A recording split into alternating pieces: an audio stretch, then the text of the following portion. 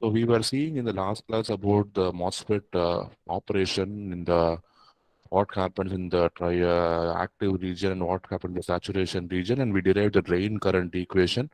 And in the linear region, we see that the drain current is going to be a function of linearly it is going to vary with VGS. But in the saturation region, we see it is varying with square of VGS. So that we have seen about the square law dependence. And linear region is called as triode region, and saturation region is called as pentode region of operation because it resembles the characteristics of vacuum tube. Okay, so we have given name for that.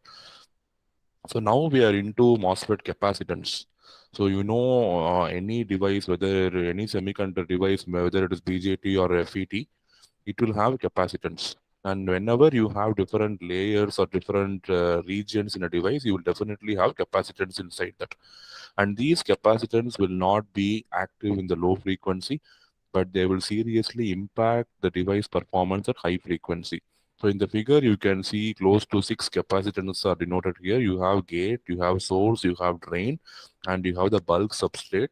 And between the substrate and each of the region source and drain, you will have a capacitance which is denoted by CJSB and CJDB. It is because of the bulk capacitance between the substrate and the source, between the substrate and the drain. Okay, so the first two capacitance CJSB and CJDB, JSB and JSD as given in the diagram, it is because the reverse bias junction which is formed between the source and the substrate, between the drain and the substrate.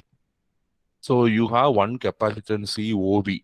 It is because of the gate source and gate drain overlap capacitance. So you can see that in this figure here. You have COV between gate and source and between gate and drain.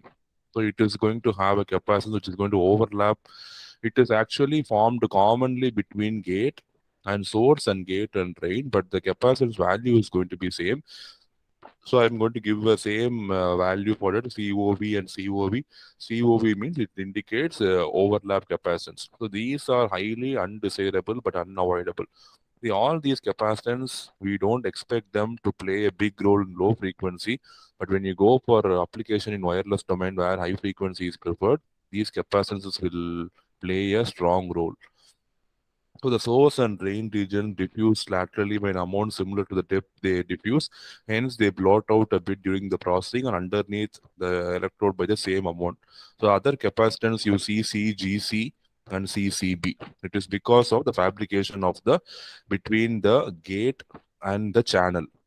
And CCB is between channel and the substrate. So first capacitance we have seen because between the source and substrate, drain and substrate, it is because the reverse. It is because of the reverse bias junction. The second one we have seen between the gate and source and drain, which is overlap capacitance. Now we see because of the lateral diffusion of the source and drain regions during fabrication, you will have one capacitance given by CGC and CCB between gate and channel, between the bulk substrate and the channel. It is given by CGC and CCB, and you can see the channel is not uniform. It is going to have a larger area near the source and it is going to be sharp ended near the drain. So this is the shape of your channel. And one approximation of capacitance, you can see that overlap capacitance is given by this formula. So it is going to be, C is equal to epsilon by A, and area is going to be uh, length into breadth.